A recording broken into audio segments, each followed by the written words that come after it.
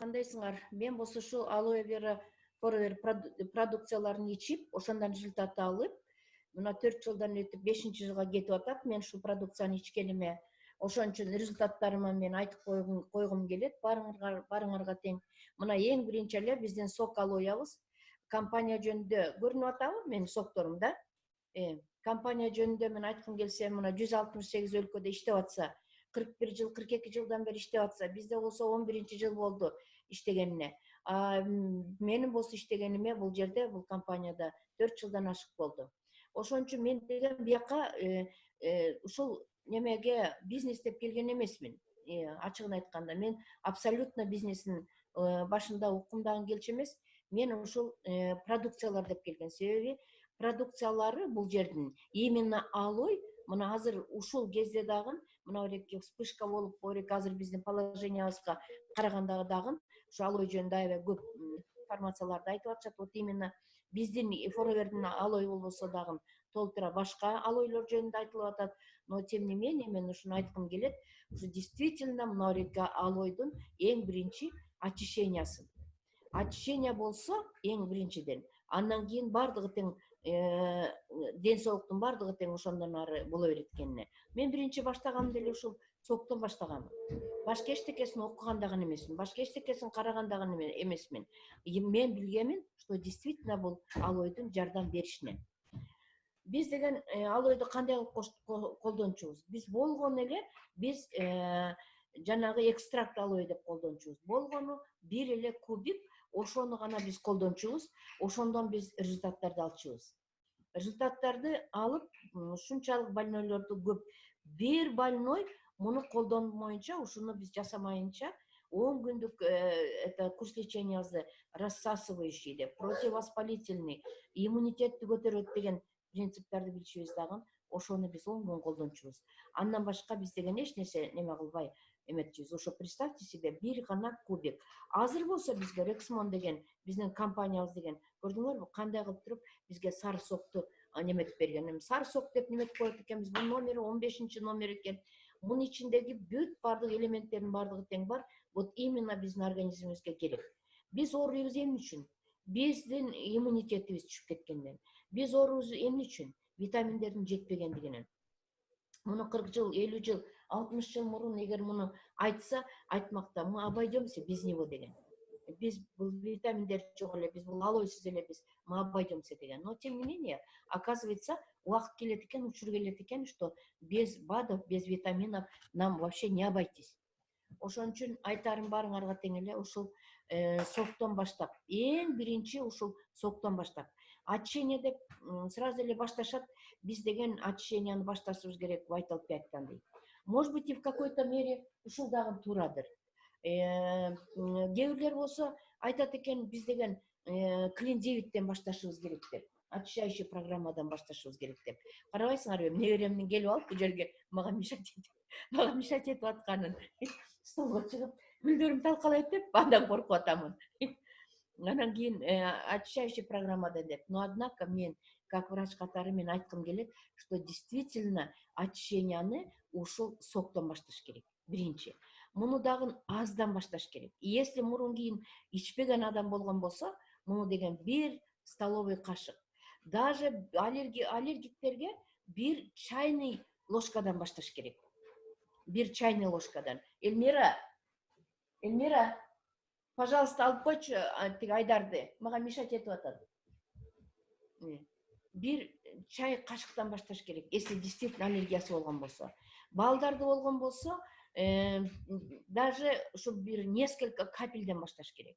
Мына Гурская айтат да, каплядан баштагыла деп, балдарга особенно. Азыр болсо балдардагы керек болсо аллергия менен төрөлүп аткандар бар. Аллергия деп кантип проявляться этип атат? Это беттерине чыгып кетип атат, баштарында жанагы карттанып калып атат. Ошонун бардыгы тең эле аллергия. Это бала керек болсо ошол аллергия менен төрөлүп атат. Вот, ошол случайларда дагы 1 каплядан, эртең 2 капля, бүрсү күнү 3 капля. Ошентип отуруп туруп көбөйтүш керек. Себеби кандай болсо дагы мына эки алойдун ичиндеги жана мякоттары именно аллергия алып келе турган эме болуп атат да. Андан кийин акырын, допустим, Vital 5-ти бериштен мурун дагы ошол бир сокту берип, же болбосо 2 сокту берип, ошентип организмди көндүрүп алыш керек болот. Андан кийин пожалуйста, вайталды бересиңерби, клинзевитке отургузасыңарбы, андан кийин спокойно неме кыла берсиңер. Почему мен ушундай неме кылгым келет? Потому что вайталда эмне бар? Аржы бар. Аржы болсо ичинде эмнелерден состоит? Ал немелери толтура ягодалардын, фруктылардын, ошонун кошулмаларынан, антиоксидант деп коет, ошонун кошулмаларынан жасалган болуп атат. Көп эле случайларда аллергиктерге, бронхиальный астмаларга ошондон көп бергенде действительно ал деген аллергия берет дагы, анан кийин сахары да көтөрүлүп кетет, аллергиясы көбүрөөк высыпать этип кетет беттерине, же болбосо экземалар болсо дагы анын дагы немеси көбөйүп кетет. Видите, как высыпаниялары. Ошондон анан биз деген негатив кармап калып атабыз. Мына көрдүңөрбү, мына неберемди, мынакей. Бу дагы алоэ чек. Турат демеле бу деген. Анан кийин Эльмира,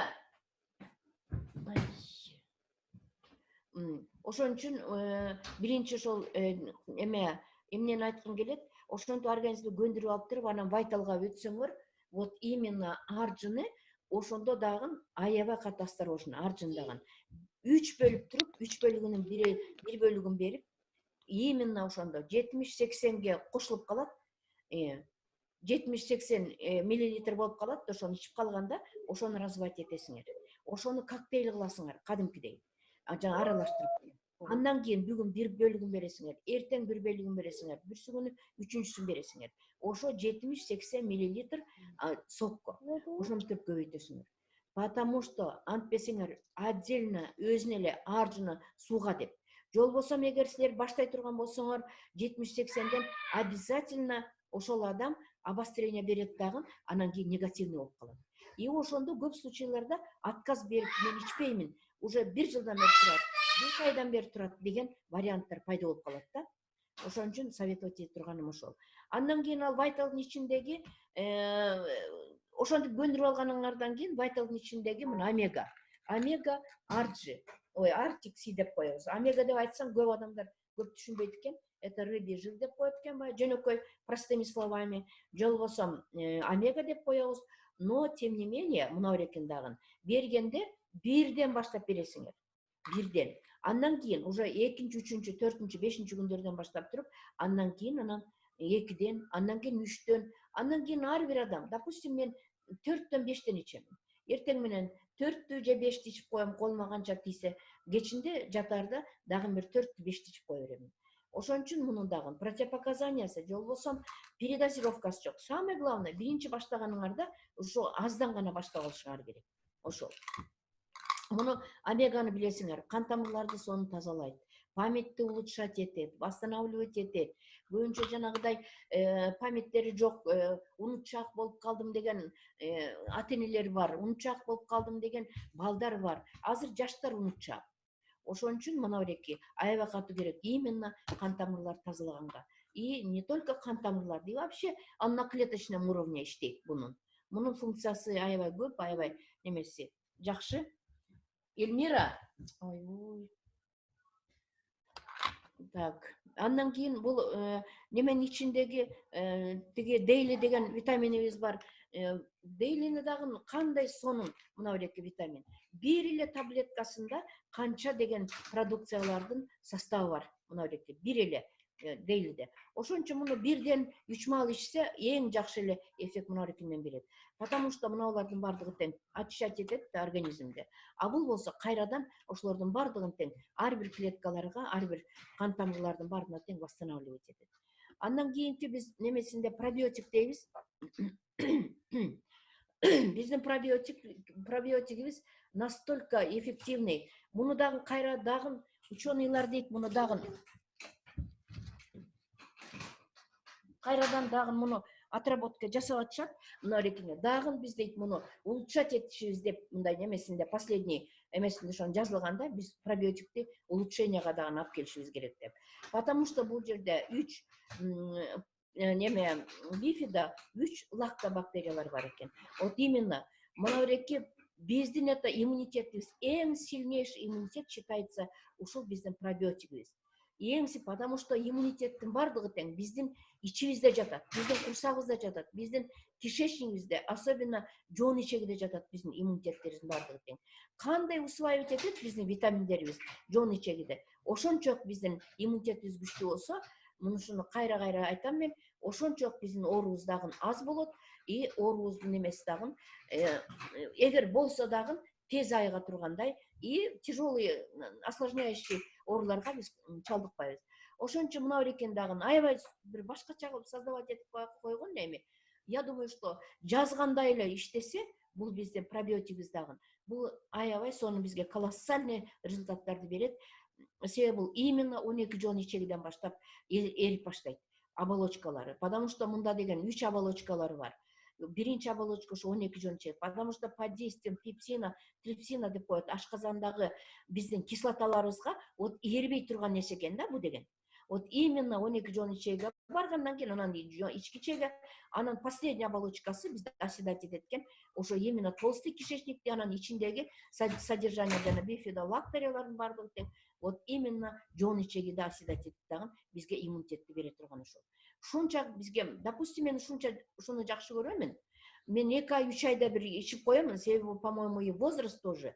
И во-вторых, мен деген настолько антибиотикти көп ичкенмин. Врачтар иче беребиз да антибиотик, колубузга тийгенин. Азыр жаңы антибиотик чыгыптыр, ушуну ичип коеюнчу деп, ушундай биз мышлениябыз биздики бир башкача да. Жаңы кайсы жаңы антибиотик чыкса, ошонун дагы обязательно ичишибиз керек. Себеби деген өзүбүздөн дарыланганга убактыбыз болчу эмес. Дарыланып бизге деген больничныйга жатканга убактыбыз болчу эмес. Биз деген бүт бардык оорулардын бардыгы тең бутубузда басып жүрүп, ошончо переносить этет элек. Вот один из свежий пример, допустим, мына оорубаган адам болбойт да, тем более улам возраст өткөн сайын. Оорубайт деген адам эч качан мына инфекциянын тиги главврачы Москвада деле ошол өзү заражаться этип алды. Поэтому гарантияны эч ким бере албайт.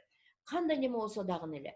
Вот, допустим, мен быйыл кичине көбүрөөк неме болду. Мына өзүңөр деле көрдүңөр, семинарда деле кээде неметип деле калып аттым. Баягы мен жөтөлүм, же болбосо насморк, же болбосо гайморит, ринит и так далее. Это бүт бардыгы тең менин хронический ооруларым. Просто өзүмдү ушулардын баарын профилактика жасаганга көзүндө убактым тийген жок да. Вот, это часто бывает такое. Я тем более ооруман жакшы болду, мен бүт баары тең уже прошло дедим дагы, өзүмө действительно көңүл бурбай койдум. Ошондо мен деген, я поняла, что мне вот опять нужен этот пробиотик. И вот мен пробиотик менен гана спасаться этемин. Ошондо мен ойлоп коем, ар бир 3 ай сайын ичип турганда, баягы антибиотиктин калдыктарынын бардыгы тең все равно остается. Ошон үчүн мен айткым келет, антибиотикти это первый враг мына пробиотикке. Антибиотиктер. Потому что канчалык силер антибиотикти ичесиңер, ошончок силер деген пробиотикти параллельно ичишиңер керек. Биз союз учурунда билбейм эми азыр кандай, допустим, иштеп жүргөн учурумда, азыр мен эми практический врач эмесмин да. Практический врачтар азыр может быть башкача бирдекени колдонушат. Биз деген ошондо противогрибковый деп таблеткаларды берчүбүз. Антибиотикти беребиз и параллельно аларга ошолордун эми против него деп туруп, противогрибковый да ошолорду кошо берчүбүз. Азыр эми билбейм. Самый лучший противогрибковый, противопаразитарный, противовирусный, который находится в нашем кишечнике, который он развивается, биздин иммунитет түшүрө турган нерселерге против иштей турган эң жакшы сочетание мына эреки пробиотик менен мына эреки биздин согубуз. Понимаете? Это самый лучший вариант. Если даже расстройство кишечника болуп, иммунитетиңер түшүп неметип барса, эчтекен иче албайм десеңер дагы, вот мына экинин экөөнү сочетание кылып койсоңор дагы, это самый лучший вариант. Если омегага жетпей калсаңар, если, допустим, дейлиге, ладно, я обойдусь деген учуруңарда дагы, потому что мына эки препарат, это самый лучший. Любое состояние, да, любой немеде, Гурская уже мына 27-28 жылдан бери практиковать этип атат, ушу биздин алоидын продукциялары менен. Ошонун немесинде любой немеге вот ушуларды подключать этип жатат. И детям, и взрослым, и подросткам, особенно возраст өткөндөргө, это самый лучший вариант. Я просто хочу настолько ушуну рекомендовать этип, ушуган катуу токтогум келет ушу биздин пробиотиктерибизге.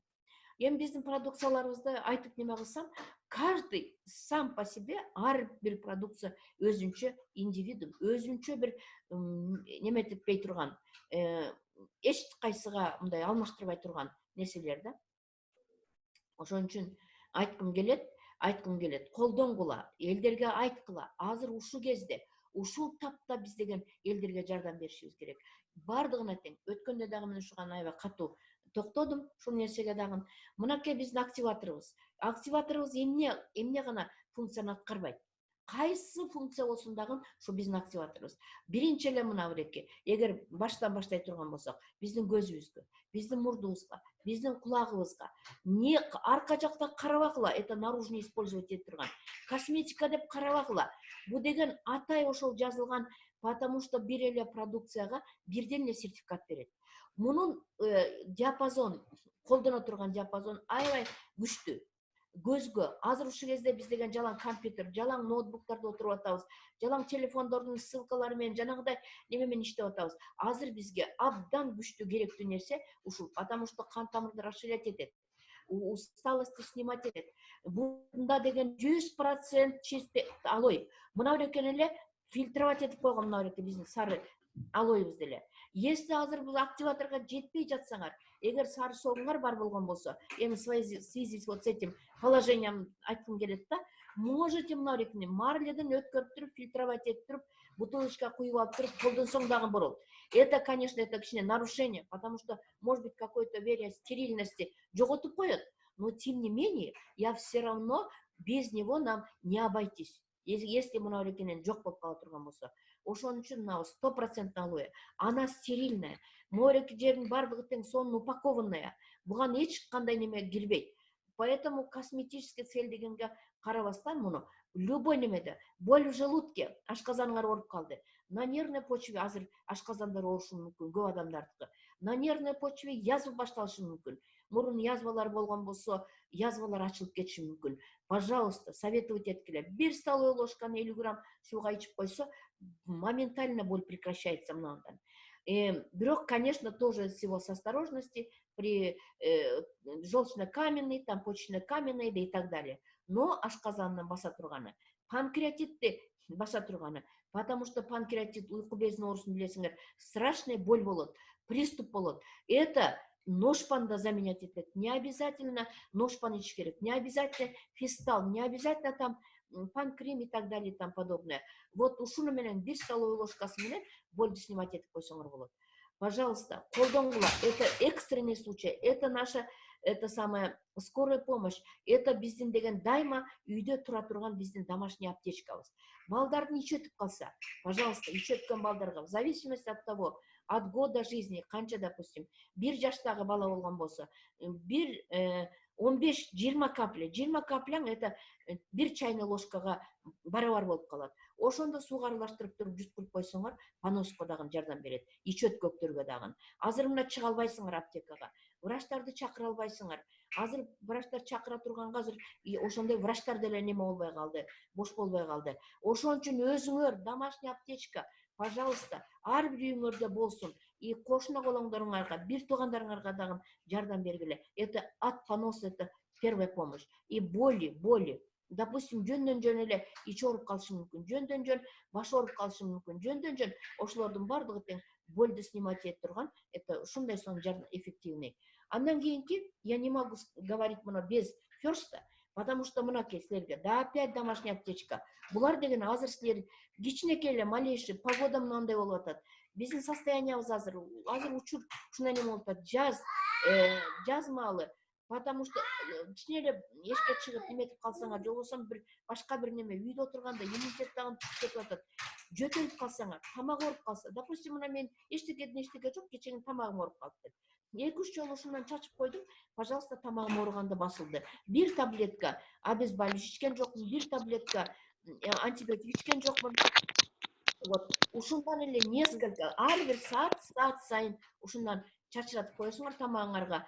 Допустим, мына мен неберем чуркап жүрөт, стоматит, страшный стоматит болуп калыптыр. Это 1-3-4 жолу ушуну мен чачыратып койдум, стоматит тоже прошло. Не обязательно бегать к стоматологу, не обязательно вызывать педиатра и так далее. Давайте бири-бирибизге жардам беришели. Бири-бирибизди ошондой неме менен колдойлу. И вот это вот тоже өзүңөрдүн аптечкаңарда. Был любой ситуацияда выручать этет. Температура, чоң кишинин температура болосу, кичинекей балдардыкы болобу, жаңы төрөлгөндүкү болобу, башкасыныкы болобу, без никаких ограничений, коркпостон этине неметесиңер, оозуна чачатып коесуңар, и вся проблема решается мындай. Бала температура болот, потому что тамагынан. Чоң киши температура болот, опять тамагынан. Башка эчтеке биринчи очередь уже тамактан болот. Поэтому без ограничения бронхиты, ларингиты, трахеиты и так далее. Вот это все верхний дыхательный путтагы. Кроме кожный немелерди. Азыр мен ситуация карап айтып атамын. А бул эми жардам бергени бүт кожный оорулардын бардыгы тең. Обезболивать этет. Кайсы жериңер ооруса, ошол жерге сээп койсоңор, ооруганын дагы басат. Потому что бул жерде 87% алоэ, калгандары гүлдөрдүн эме кошулмалары бар. Поэтому бул ситуация, это вот это ваша скорая и домашняя помощь. Вот это 4 продукции, которые азыр ушул кезде тура турган нерселер. Конечно, без зубной пасты тоже нам не обойтись. Мерим, сколько еще время? Я чуть не засекла время. Когда 10 минут останется, я вам скажу. 10 минут скажешь тогда. Смотрите, без зубной пасты. Как можно без зубной пасты? Себе будет только прополис, пчелиный прополис. И что? И алоэ. Башка эчтеке жок мына немеде. Алоэ антибиотик, прополис антибиотик, дезинфицировать этет, грибкилердин баарын тең удалять этет. Чтобы не было температуры, чтобы избегать этиш үчүн, мына берекелерден избегать этиш үчүн, мына зубной пастаны край колдонушубуз керек. Ар бир үйдө болуш керек. Себеби керек болсо стоматитти дагы. Керек болсо это уже, я хочу сказать, вне это самого. Өзүбүздүн гана группага ошолорду айтып атам. Конечно, это китепте андай деп жазылган эмес. Аны рекомендовать эткенге кичине, может быть, какой-то мере биз нарушение кылып атамын мен азыр ушул кезде, но тем не менее под рукой эмнелериңер болсо, допустим, жөтөлүп калдыңарбы, тамагыңар ооруп калдыбы, тамагыңар кычыштырып першене болуп калдыбы, ошондой болсо анан кийин коронавирус экен деп туруп сразу эле врачтарды чакырып паника кылып неме кылбастан, ушундан бир капляны алып туруп жеп койгула, соруп койсоңор, мындан дагы тамак ооруган дагы басылат. Жөтөлгөн дагы басылат, жөтөл дагы. Поэтому, пожалуйста, азыркы ушул учурда өзүңөр первая помощь, өзүңөр ошол нерсе пайда болбош үчүн, өзүңөр аяп, өзүңөр дарылашыңар керек. Мына эки болсо, стоматиттерди, это тиштер бошоп калса, балдардын состояниясында, балдардын дагы азыр бир күндө бир маал эмес, 2 маал ошону оозуна салып жедирип койсоңор дагы болот. Вот, если жуй албай турган балдар, кичинекей балдар болгон болсо, бир кичинекей гана эмени чыгарып туруп, анан, конечно, обязательно бир күндө бир маал, 2 маал. Вот. Бул эми зубной пастаны айтып отурсаң, экономичный. Канчага жетет? Ар бир зубной паста канча убакытка жетет? Почти бир адам колдономун десе, 1 жылга жетип калышы мүмкүн. 7 ай, 8 ай. Бүткөндөн кийин дагы колдонсоңор болот. Канчалык мына берекенин ичиндегисин. Керек болсо мен айтып атпаймынбы, зубной паста калбай калса, мен ичине эчтеке болбойт, суудан куюп туруп, кайрадан дагы неметсеңер деп, бир кичинекей тамчысы дагы канчаларга жетет. Пожалуйста, вот это все это для нас первое необходимое. Азыр ушул кезде. Андан кийинки бизге деген, мына без дезодорант. Көрдүңөрбү? Допустим, мына пяткалар трещина деп атат. Это тоже вне, я хочу сказать, китепте жазбаган нерсени мен практикадан немен айткым келет. Потому что семинар өткөргөндө кимде результат бар десең, ушулардын бардыгы тең айтышат. Мына берекени трещиналарга, любой, допустим, моюндарга жанагы папилломалар чыгып атпайбы? Ошолорумду кетирдим дегендер дагы бар. Пяткалардагы немелерге дагы. Кроме того, что колтукка неметке, обязательно колтуктарга магазиндикин албай, ал жерде деген соли тяжелых металлов деп коет, который закупоривает жанагы немени терди чыгарбай коюп атат колтуктагы. Канча көйүп атат азыр маститтер, мастопатиялар кандай көйүп атат. Аденома предстательной железы деп коет, простатит деп коет. Ошолордун баардыгы деген туура эмес. Чыгарган арзан биз деген дезодоранттарды колдонуп атышат азыркы жаштар. Поэтому мына берек болсо, биринчи колдонгон баштаганда бул деген кадимкидей обильный сууну чыгарат. Сууну чыгарган силер деген предупреждать этишиңер керек. Биринчи, он способствует выведению, оказывается, токсин шлактарды организмден.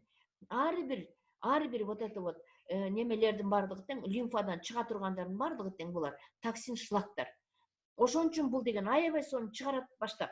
Мага бирөө айтып атпайбы, ой, муну колдонгондо ким эле колтугум баары тең суу болуп кетти. Ошон үчүн таштап салды, муну колдонгум келбей калды. Андан көрүкчө магазиндеги эле неме жакшы экен, ошол сразу кургатып коет деп. ал кургатып койгону, ал деген бу деген это вредительство деп койсом болот. Ошон үчүн мына болсо биринчи неметкенде кадимкидей чыгарат. Но зато футболкаларды булгабайт, таза, прозрачный болот. Чыга берсин мейли. Канча чыкса, ошончо биздин организмибиз токсин шлактарынан чыгып аткан болот. Андан кийинки бизде азыркы учурда мына береки солнцезащитный крем. Биздин деген жаз келгенде биринчи мына береки солнцезащитный крем муну колдонушубуз керек. Себеби биздин деген лучтарыбыз, ультрафиолетовый лучтар азыр жазга маал аябай катуу күчтүү болот. Бир заматта карарып кетет, бир заматта бетке дагы пятналар чыга баштайт, сепкилдер чыга баштайт. Вот, керек болсо, андан башка бирдекелер дагы чыгып башташат. Ошон үчүн мына берекени аябай катуу сактайт биздин күндүн азыркы нурунан. Азыркы нур ультрафиолетовый лучтар. Особенно оштуктарга аябай көп керек болот. Потому что ал жерде дагы ультрафиолетовый лучтар көп. Эмне үчүн аякта тез карарып кетет? Допустим, Бишкекке келгенде ой силер апа кайсыңар, а биз болсо тез карарып кетебиз деп айтат. Гөлдүн ультрафиолетовый лучтары көп.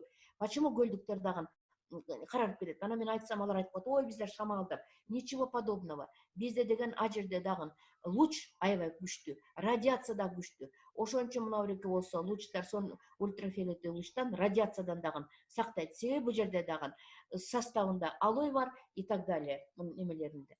Анан кийин бизде азыр ушул кезде аябай катуу немете турган мына Гинка плюс. Гинка плюс эмнени аткарат? Гинка плюс дагы. Бул деген биздин нервный системабыз. Бизде деген азыр аябай катуу көп нервничать этип атабыз. Ошон үчүн биз рекомендовать этишибиз керек Гинка плюсту. Аябай сону успокоительный, успокаивать этет. Он не только успокаивать этет, на нервную систему иштебейт. Бул деген кадимкидей биздин организмибиздеги внутриклеточный, межклеточный пространствого дагы мына иштейт. Не обязательно уже кээ бирлер болсо, ой мен мындан ушунчадан ичип атам, бирден ичип атам, экиден ичип атам дейт. Муну дагы Гурская рекомендовать этет. Себеби ал деген результаттары көп да анык немесинде. Менде деле прилично эле, но тем не менее почему-то мен муну дагы бирден же болбосо экиден деп. Мен өзүм деле муну болгон 60 таблетка. Если 60 таблетка болгондон кийин, значит, бир күндө получается экиден ичсе, 30 күнгө жетип атам экиден. А биз болсо бир таблеткадан 3 маал деп коебуз, кээде экиден деп неметип да коюп атабыз да. Муну деген баштаганда муну дагы жарым таблеткадан башташ керек экен. Бүгүн, допустим, жарым таблетканы ичип, эртең анан кийин бир таблетка, андан кийин анан бир күндө 2 таблетка ошентип неме ичип башташ керек экен. Потому что бу дагы өзүнүн эффектисин ошондо көрсөтөт экен. Вот. Успокоительный эң негизгиси. Сосудтарды расширять этет. Бул деген абдан жакшы жанагы эпилептиктерге, эпилепсия болгондорго. Бул деген аябай жакшы памяти неметилгендерге. Жанагы старческий немелер деп коебуз го, кандай памятти жоготуп коюшуп, керек болсо ушун азыр койгон нерсесин азыр жок болуп, же болбосо керек болсо бывает у них эшикке чыгып кайрадан үйдө таппай кала турган возрастка келип калышат да. Ошолордун баардыгына тең. Мына азыр биздин возрастарга 50 жаштан жогоркуларына баарына тең берсе болот. И вот именно при расстройствах нервной системы деп коет. Анан кийин врожденный там энцефалопатия, детский церебральный паралич и так далее. Бирок никому не помешает даже в школьном возрасте балдарга жарым таблеткадан, бир күндө жарым таблеткадан кылып берип койсок дагы. Андан кийин мына эң иммунитетибизди көтөрө турган азыр ушул кездеги иче турган мына береки биздин китс, муну не обязательно китс деп койсо эле балдар ичиш керек. Муну деген чоң кишилер дагы ичет, балдар дагы ичет. Баарына тең это от нашего азыркы кездеги иммунитета. Себеби деген бул жерде толтра витамины, витамин группа Д'сы дагы бар, группа Б дагы бар. Бардык кайсы витаминдер болсо ошонун бардыгын тең ошол витаминге бир таблеткага неме кылып койгон. Она очень приятная. Допустим, мына балдарга, небелерге, школьниктерге өзүбүз дагы жесек дагы болот. Аябай приятный, себеби деген жалаң биздин немелерибизден, ягодаларыбыздан жасалган бул витамин. Действительно аналогов нет. Менде бир партнерым бар, детсадта неме болуп иштейт, завхоз болуп иштейт. Керек болсо жума сайын ушундан бир пакет кылып алып кетет, билбеймин канчадан ол пакетке келип эле өзү эле келип алып кетип турат. Себеби бу деген баштап ошол берген, анан балдарыбызда садиктеги балдар дейт, вообще оорубай жакшы болуп калышты дейт. Ошентип ата-энелердин баардыгы тең биринен угуп туруп, азыр только ошо китс менен иштеген менин бир партнерым завхоз детсадта, это государственный детсадта. Потому что, во-первых, она дешевая, арзан. и во-вторых, она легко пьется. 4-тен 5-тен 6-дан болса дагы ичип кое берсе боло берет. Вот и все менин азыркы бүгүнкү наболевший нерселерди крайне необходимый биринчи керек кеңестерди бардыгын айтып берген дедим. Если бирөөлөрүңөрдө суроо болуп турган болсо, пожалуйста, айтсаңар болот. Суроолоруңар барбы? Суроо 5 минут калды.